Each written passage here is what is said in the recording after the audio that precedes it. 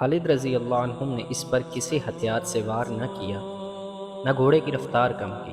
انہوں نے گھوڑا عقیدر کے گھوڑے کے قریب سے گزارا اور بازو عقیدر کی کمر میں ڈال کر اس کو اپنے ساتھ لے گئے۔ ابن مالک کے شکاری ساتھیوں اور محافظوں نے دیکھا کہ ان کا فرما روا پکڑا گیا اور اس کا بھائی مارا گیا ہے، تو انہوں نے خالد رضی اللہ عنہ کے سواروں کا مقابلہ کرنے کی بجائے بھاگ نکلنے کا راستہ دیکھا۔ وہ زمین ایسی تھی کہ چھپ کر نکل جانے کے لیے نشیب و فراز اور ٹیلے بہت تھے۔ ان میں سے کچھ زخمی ہوئے لیکن نکل گئے۔ شہر میں داخل ہو کر انہوں نے دروازہ بند کر لیا۔ خالد بن ولید رضی اللہ عنہ نے عقیدر کو پکڑے رکھا اور کچھ دور جا کر گھوڑا روکا۔ عقیدر سے کہا کہ اس کے بھاگ نکلنے کی کوئی صورت نہیں۔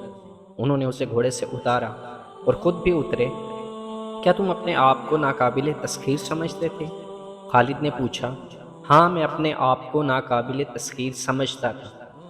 ابن مالک نے کہا، لیکن تو نے مجھے اپنا نام نہیں بتایا۔ خالد بن ولید۔ ہاں، ابن عقیدر نے کہا، میں نے یہ نام سنا ہے، یہاں تک خالد ہی پہنچ سکتا تھا۔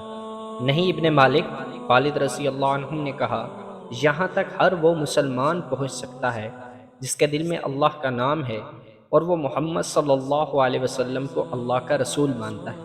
میرے ساتھ کیا سلوک ہوگا؟ ابن مالک نے کہا، تیرے ساتھ وہ سلوک نہیں ہوگا جو تو نے ہمارے رسول صلی اللہ علیہ وسلم کے ایلچی کے ساتھ کیا تھا۔ خالد رضی اللہ عنہ نے کہا، ہم سے اچھے سلوک کی توقع رکھ ابن مالک۔ اگر ہم رومی ہوتے اور ہرکل کے بھیجے ہوئے ہوتے تو ہم کہتے کہ اپنا خزانہ اور اپنے شہر کی بہت ہی خوبصورت لڑکیاں اور شراب کے مٹکے ہمارے حوالے کر دے۔ پہلے ہم عیش و عشرت کرتے، پھر ہرکل کے حکم کی تعمیل کرتے۔ ہاں، عقیدر نے کہا، رومی ہوتے تو ایسا ہی کرتے، وہ ایسا کر رہے ہیں۔ وہ کون سا تحفہ ہے جو میں ہرکل کو نہیں بھیجتا؟ ولید کے بیٹے، مجھ پر لازم ہے کہ رومیوں کو خوش رکھوں۔ کہاں ہے رومی؟ خالد نے کہا، کیا تم انہیں مدد کے لیے بلا سکتا ہے؟ ہم تیری مدد کو آئیں گے۔ میں تجھے قیدی بنا کر نہیں، معزز مہمان بنا کر اللہ کے رسول کے پاس لے جا رہا ہوں۔ تجھ پر کوئی ظلم نہیں ہوگا، جبر نہیں ہوگا۔ ہم دشمنی کا نہیں، دوستی کا پیغام لے کر آئے ہیں۔ ہمارے رسول صلی اللہ علیہ وسلم کے سامنے جا کر تجھے تعصب ہوگا کہ جس کو تو اپنا دشمن سمجھ رہا ہے وہ تو دوستی کے قابل ہے۔ ابن مالک کی جیسے زبان گنگ ہو گئی ہو، اس نے کچھ بھی نہ کہا۔ اس کا گھوڑا وہیں کہیں آوارہ پھر رہا تھا۔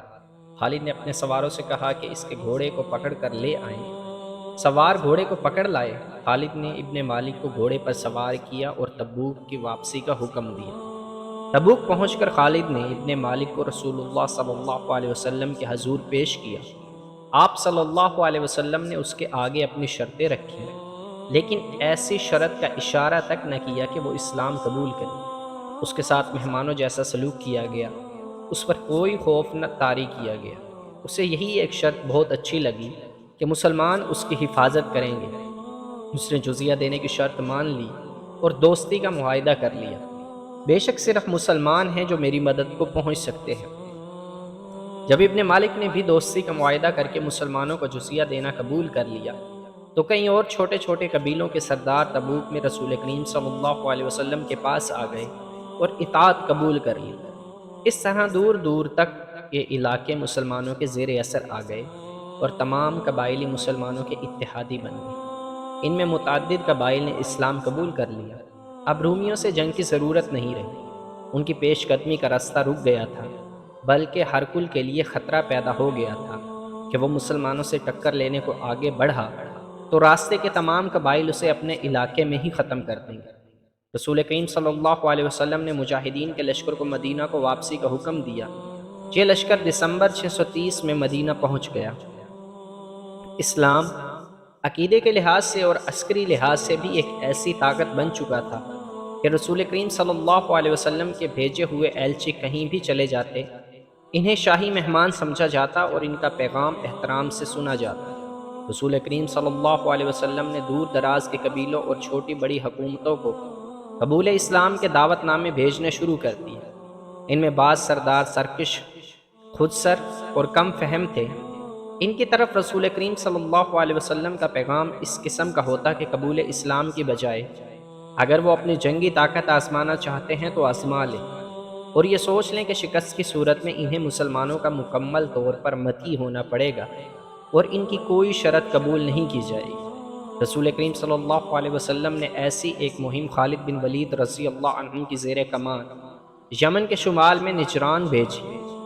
وہاں قبیلہ بنو حارثہ بن کعب آباد تھا۔ وہاں کے لوگوں نے رسول کریم صلی اللہ علیہ وسلم کے پیغام کا مذاق اڑایا۔ خالد مجاہدین کے 100 سوار دستے کو، جس کی تعداد 400 تھی، ساتھ لے کر جولائی 631 میں یمن کو روانہ ہوئے۔ مشہور مورخ ابن ہشام نے لکھا ہے کہ رسول اللہ صلی اللہ علیہ وسلم نے خالد سے کہا کہ انہیں حملے کے لیے نہیں بھیجا جا رہا، بلکہ وہ پیغام لے کر جا رہے ہیں۔ چونکہ بنو حارثہ سرکش ذہنیت کی وجہ سے کسی خوش فہمی میں مبتلا ہیں، اس لیے خالد انہیں 3 بار کہیں کہ وہ اسلام قبول کر لیں۔ اگر وہ سرکشی سے باز نہ آئیں اور خون ریزی کو پسند کریں تو انہیں خون ریزی کے لیے للکارا جائے۔ خالد جسے جارحانہ انداز سے وہاں پہنچے اور جس انداز سے انہوں نے بنو حارثہ بن کعب کو قبول اسلام کی دعوت دی، اس نے مطلوبہ اثر دکھایا۔ اس قبیلے نے بلا حیل و حجت اسلام قبول کر لیا۔ خالد رضی اللہ عنہ واپس آنے کے بجائے وہیں رکے رہے اور انہیں اسلام کے اصول اور ارکان سمجھاتے رہے۔ خالد بن ولید، جنہیں تاریخ نے فن و حرب و ضرب کا ماہر اور صف اول کا سالار تسلیم کیا ہے، نجران میں 6 مہینے مبلغ اور معلم بنے رہے۔ انہوں نے جب دیکھا کہ اسلام ان لوگوں کے دلوں میں اتر گیا ہے تو خالد رضی اللہ عنہ جنوری 632 میں واپس آ گئے۔ ان کے ساتھ بنو حارثہ کے چند ایک سرکردہ افراد تھے جنہوں نے رسول کریم صلی اللہ علیہ وسلم کے دستے مبارک پر بیعت کی۔ رسول خدا صلی اللہ علیہ وسلم نے ان میں سے ایک کو امیر مقرر کیا۔ اسلام کے دشمنوں نے جب دیکھا کہ مسلمانوں کو میدان جنگ میں شکست دینا ممکن نہیں، اور یہ بھی دیکھا کہ اسلام لوگوں کے دلوں میں اتر گیا ہے، تو انہوں نے اسلام کو نقصان پہنچانے کا ایک اور طریقہ اختیار کیا۔ یہ تھا رسالت اور نبوت کا دعویٰ۔ متعدد افراد نے نبوت کا دعویٰ کیا، جن میں بنو اسد، بنو حنیفہ کا مسلمہ اور یمن کا اسود عنسی خاص طور پر قابل ذکر ہے۔ اس کا نام عقیلہ بن کعب تھا۔ کیونکہ اس کا رنگ کالا تھا اس لیے وہ اسود کے نام سے مشہور ہوا۔ اسود عربی میں کالے کو کہتے ہیں۔ وہ یمن کے مغربی علاقے کے ایک قبیلے انس کا سردار تھا، اس لیے اسے اسود العنسی کہتے ہیں۔ تاریخ میں اس کا نام یہی آیا ہے۔ وہ عبادت گاہ کا کاہن بھی رہ چکا تھا۔ بالکل سیاہ رنگت کے باوجود اس میں ایسی کشش تھی کہ لوگ اس کے ہلکے سے اشارے کا بھی اثر قبول کر لیتے تھے۔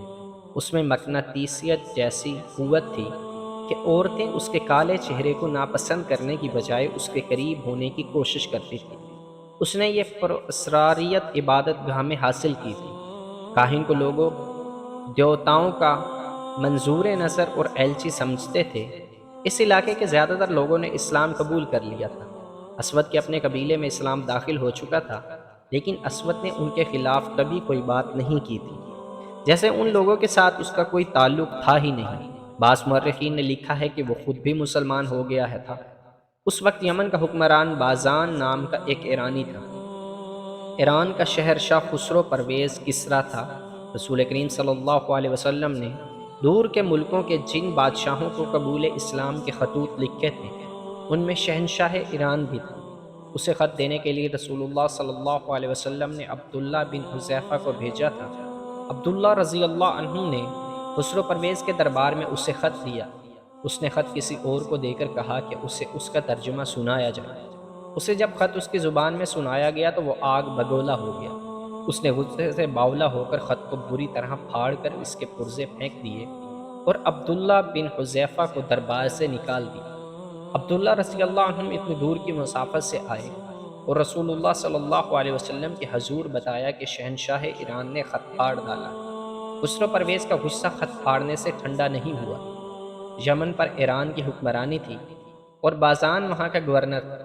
شہنشاہ ایران نے اپنے گورنر بازان کو خط بھیجا کہ حجاز میں محمد نام کا ایک آدمی ہے جس نے نبوت کا دعویٰ کر رکھا ہے۔ اس نے لکھا کہ رسول کریم صلی اللہ علیہ وسلم کو زندہ پکڑ کر یا آپ صلی اللہ علیہ وسلم کا سر کاٹ کر اس کے دربار ایران میں پیش کیا جائے۔ بازان نے یہ خط اپنے 2 آدمیوں کو دے کر مدینہ بھیج دیا۔ مورخوں میں اختلاف پایا جاتا ہے۔ بعض لکھتے ہیں کہ بازان نے ان آدمیوں کو رسول اللہ صلی اللہ علیہ وسلم کو پکڑنے یا قتل کر کے آپ صلی اللہ علیہ وسلم کا سر لانے کے لیے بھیجا تھا، اور کچھ مورخوں نے لکھا ہے کہ بازان نے اسلام تو قبول نہیں کیا تھا، لیکن وہ حضور صلی اللہ علیہ وسلم سے اتنا متاثر تھا کہ آپ صلی اللہ علیہ وسلم کو اپنے شہنشاہ کے ارادے سے خبردار کرنا چاہتا تھا۔ بہرحال مورخ اس واقعے پر متفق ہیں کہ بازان کے بھیجے ہوئے دو آدمی رسول اللہ صلی اللہ علیہ وسلم کے یہاں گئے، اور خسرو پرویز نے جو خط بازان کو لکھا تھا وہ آپ صلی اللہ علیہ وسلم کے حضور پیش کیا تھا۔ رسول خدا صلی اللہ علیہ وسلم نے خط دیکھا اور آپ صلی اللہ علیہ وسلم نے مسکرا کر کہا کہ شہنشاہ ایران گزشتہ رات اپنے بیٹے شیروا کے ہاتھوں قتل ہو گیا ہے، اور آج صبح سے ایران کا شہنشاہ شیروا ہے۔ گزشتہ رات کے قتل کی خبر مدینہ میں اتنی جلدی کیسے پہنچ گئی؟ بازان کے ایک آدمی نے پوچھا اور کہنے لگا، کیا یہ ہمارے شہنشاہ کی توہین نہیں کہ یہ غلط خبر پھیلا دی جائے کہ اسے اس کے بیٹے نے قتل کر دیا ہے؟ مجھے میرے اللہ نے بتایا ہے۔ رسول کریم صلی اللہ علیہ وسلم نے کہا، جاؤ بازان کو بتا دو کہ اس کا شہنشاہ اب خسرو نہیں شیرو ہے۔ رسول خدا صلی اللہ علیہ وسلم کو یہ خبر بذریعہ الہام ملی تھی۔ بازان کے آدمی واپس گئے اور اسے بتایا کہ رسول اللہ صلی اللہ علیہ وسلم نے کیا کہا ہے۔ 3-4 دنوں بعد بازان کو اپنے نئے شہنشاہ کا خط ملا۔ اس میں تحریر تھا کہ خسرو پرویز کو فلاں رات ختم کر دیا گیا ہے۔ یہ وہی رات تھی جو حضور صلی اللہ علیہ وسلم نے بتائی تھی۔ کچھ دنوں بعد بازان کو رسول کریم صلی اللہ علیہ وسلم کا خط ملا کہ وہ اسلام قبول کر لے۔ بازان پہلے ہی آپ صلی اللہ علیہ وسلم سے متاثر تھا، الہام نے اسے اور زیادہ متاثر کیا۔ رسول اللہ صلی اللہ علیہ وسلم نے اسے یہ بھی لکھا کہ اسلام قبول کر لینے کی صورت میں وہ بدستور یمن کا حاکم رہے گا، اور اس کی حکمرانی کا تحفظ مسلمانوں کی ذمہ داری ہوگی۔ بازان نے اسلام قبول کر لیا اور وہ حاکم یمن رہا۔ تھوڑے ہی عرصے بعد فوت ہو گیا۔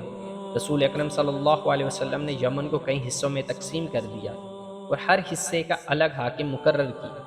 بازان کا بیٹا جس کا نام شہر تھا، رسول کریم صلی اللہ علیہ وسلم نے اسے صنع اور اس کے گرد و نواح کے علاقے کا حاکم بنا دیا۔ یہ خبر اڑی تھی کہ اسود انسی